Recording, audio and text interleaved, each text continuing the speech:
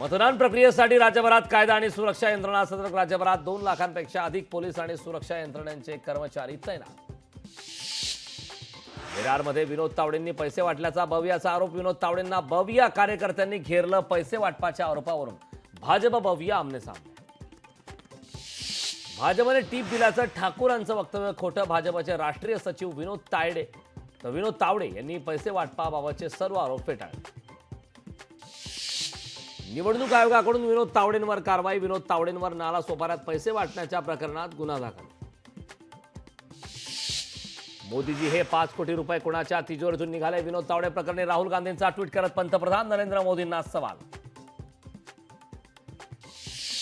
डहाणूतील बविया उमेदवाराचा भाजपला पाठिंबा. मतदानाच्या आदल्या दिवशी सुरेश पाडवींचा बवियाला धक्का. जे काम निवडणूक आयोगाने करायला हवं ते हितेंद्र ठाकूर यांनी केलं. निवडणूक आयोग केवळ आमच्या बॅगा तपासण्यात व्यस्त. ट्विट करत संजय राऊतांचा आरोप.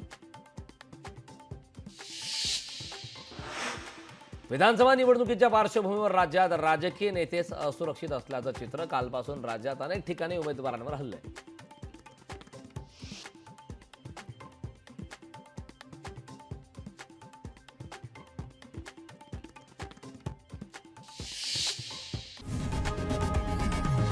लोकशाही मराठी ऐका, पहा, जागरूक रहा.